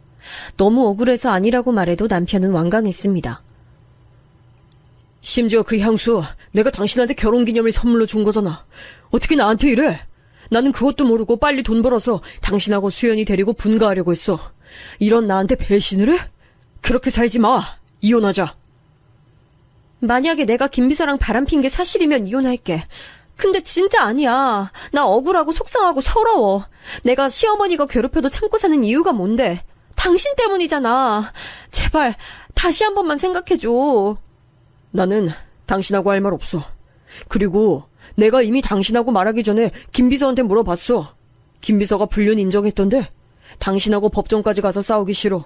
그냥 깔끔하게 이혼하고 수연이는 놔두고 떠나. 그게 무슨 소리야? 김비서가 인정했다고? 뭘 바람을? 내가 김비서랑 불륜 관계를? 나 지금 너무 황당해. 자기야, 진짜 아니야. 결국 저는 엉엉 울었어요. 너무 황당했거든요. 제가 끝까지 아니라고 이혼할 수 없다고 하자 급기야 가족회의가 소집됐습니다. 시아버지, 시어머니, 남편과 저, 그리고 김비서가 한자리에 모였어요. 내가 이럴 줄 알았어. 맨날 김비서 차 타고 둘이 붙어 다니더니 바람을 피워? 제정신이야? 둘 다 내 집에서 나가. 그리고 너, 내가 그럴 줄 알았어. 이래서 내가 가난한 집에 직업도 별로인 여자 들이지 말라 했지? 나도 충격이 크다. 어떻게 둘이 바람을 피워? 나는 며느리 네가 편하게 이동하고 생활하도록 한 거였지 바람 피라고 김비서를 시킨 게. 억울해요. 김비서님, 제발 뭐라고 말이라도 해요. 아니잖아요. 우리 사적으로 전혀 엮인 적 없잖아요. 안 억울하세요? 그만해. 이렇게 사진하고 옷하고 편지가 있는데 지금 뭐 하는 거야? 나도 당신 정말 사랑했어. 사랑했는데 어떻게 이런 결과를 안겨줘? 나 너무 힘들다, 지수야. 그만하자. 나 지쳐. 내가 다 해명했잖아. 사진은 그건 정말 딱 카페에서 5분 있었던 거야. 내가 가자고 한 것도 아니었어. 향수는 나도 모르겠어. 편지도 진짜 내 글씨는 맞아. 하지만 내가 쓴 적은 없어. 정말이야. 제발 믿어줘. 김 비서는님이 인정했는데 넌 왜 그래? 상간녀가 말이 많아. 미쳤어? 어? 양심이 있어 없어? 죄송합니다. 뭐라 드릴 말이 없습니다. 김 비서님, 아니잖아요. 왜 그러시는 거예요? 우리 아무 사이 아니잖아요. 김 비서는 정말로 시인했어요. 속이 뒤집히는 느낌을 받았습니다. 아닌데 아니라고 하는 제가 이상해졌어요. 편지 사건은 제가 김 비서에게 편지를 써줬다는 얘기였어요. 제가 글씨체가 조금 특이한 편이에요. 그래서 그 필체를 남편이 많이 좋아했습니다. 종종 연애 때부터 서로 일부러 편지를 주고받곤 했어요. 근데 김 비서의 차에 제가 남편에게 보낸 편지 같은 게 발견됐어요. 아무리 봐도 제 글씨였습니다. 근데 제가 쓴 적은 전혀 없었죠. 너무 억울했는데 김 비서는 그걸 제가 썼다고 하더라고요. 우리 수연이는 놓고 나가라. 당장 내일 짐 싸서 니네 친정으로 가. 아버님, 저 진짜 아니에요. 제가 무슨 불륜이에요. 그리고 수연이는 제 전부예요. 저 수연이 두고 못 가요. 저도 절대 물러서지 않았어요. 김 비서의 속내를 모르지만 일단 저는 당당했거든요. 게다가 시아버지가 딸을 아꼈다고 했잖아요. 제 전부였던 딸을 두고 가라고 하더라고요. 그럴 수는 없었습니다. 평생 우리 딸을 못 본다니 상상만 해도 고통이었죠. 저는 그래서 절대 이혼 서류에 도장을 찍지 않았어요. 불륜한 년이 감히 내 집에서 자? 당장 꺼져 나가. 어머님도 아시잖아요. 김 비서랑 제가 불륜이에요? 아닌 거 누구보다 아시잖아요. 문 열어주세요. 수연아, 제발요. 아버님, 여보, 김 비서님, 제발요. 시어머니는 저를 대문 밖으로 쫓아냈어요. 꺼지라고 지갑과 핸드폰도 바닥에 던지셨죠. 아기를 뺏긴 저는 엉엉 울며 대문을 두드렸습니다. 그래도 굳게 닫힌 문은 열리지 않았어요. 너무 속상해서 대문 앞을 떠날 수가 없었습니다. 다음날 아침이 되어 남편과 시아버지가 출근하러 나왔어요. 저 이혼 못해요. 억울해서라도 못해요. 우리 수연이한테 불륜해서 집 나간 엄마가 될 순 없어요. 끝까지 가자. 그래, 나도 당신하고 이러기 싫었는데 이건 당신이 자초한 거야. 우린 서로 의견을 굽히지 않았습니다. 그리고 결국 그렇게 우리 싸움은 법정까지 갔어요. 하지만 저는 돈이 없잖아요. 믿을 만한 친정도 없었죠. 저한테 있는 건 억울한 마음과 아픈 엄마였어요. 물론 간호사 면허가 있으니 죄취업 걱정은 없었어도 당장 변호사를 선임할 돈은 없었습니다. 결혼하고 일 그만두고 시댁에서 살았으니 수중에 돈이 전혀 없었어요.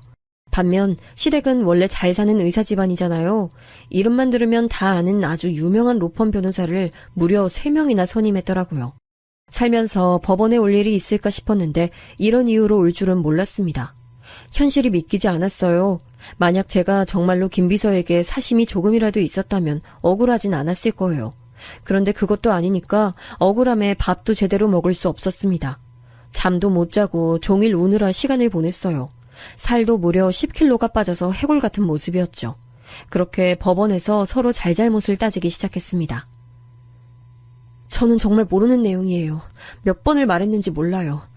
카페를 간 건 맞지만 거기서 아무 일도 일어나지 않았어요. 향수와 편지 그리고 옷은 모르는 내용이라 할 말이 없습니다. 전부 다 사실입니다. 사모님과 사장님께 뭐라 드릴 말이 없어요. 죄송합니다. 죄송하단 말밖에 할 말이 없습니다. 김 비서님, 진짜 왜 그러세요? 아니잖아요. 억울하지도 않으세요? 저 우리 집안 망친년이 조용히 안 해? 자, 다들 진정하세요. 그럼 증인 앞으로 나오세요. 너무 억울했습니다. 법정 안에서 제 편은 아무도 없었어요. 엄마가 몸이 안 좋다고 했잖아요. 엄마가 쓰러질까봐 저는 부르지도 않았습니다. 시아버지 품에 있는 제 딸을 보니 눈물이 자꾸 났어요. 시댁 측에선 파출부 아줌마를 증인으로 불렀더라고요. 이미 김 비서의 태도를 보고 저는 대충 눈치를 채고 있었습니다. 아마 돈으로 뒷거래한 것 같았어요. 김비서가 예전에 자기가 빚이 많다고 했었거든요. 저를 집에서 내쫓으려고 김비서에게 돈을 주고 거래했겠죠. 파출부 아줌마를 보고 그 생각이 들었습니다. 그래서 반은 체념한 상태였어요. 아줌마는 저와 눈도 마주치지 않았습니다. 그 모습을 보고 눈물만 흘리고 있었는데 바로 그때였어요. 완전히 판도가 바뀌어버리는 상태가 발생했습니다. 증인, 말씀하세요. 집에서도 김비서와 며느리가 애정행각을 했다고 하던데 맞나요? 아니요. 아닙니다. 예? 아줌마, 지금 뭐 하는 거야? 똑바로 말해야지. 아니라니? 아유, 저 이거 못하겠어요. 사모님 아니잖아요. 양심에 찔려서 도저히 저는 거짓 증언 못하겠어요. 전부 사실이 아니에요.